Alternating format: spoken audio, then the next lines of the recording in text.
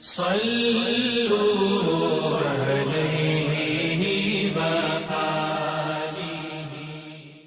صحیح بخاری حدیث نمبر 23۔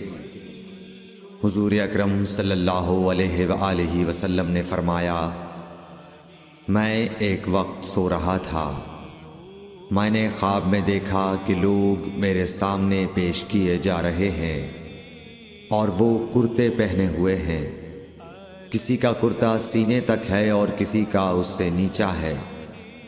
پھر میرے سامنے عمر بن خطاب لائے گئے، ان کے بدن پر جو کرتا تھا اسے وہ گھسیٹ رہے تھے، یعنی ان کا کرتا زمین تک نیچا تھا۔ صحابہ رضی اللہ تعالی عنہ نے پوچھا کہ یا رسول اللہ اس کی کیا تعبیر ہے؟ آپ نے فرمایا کہ اس سے دین مراد ہے۔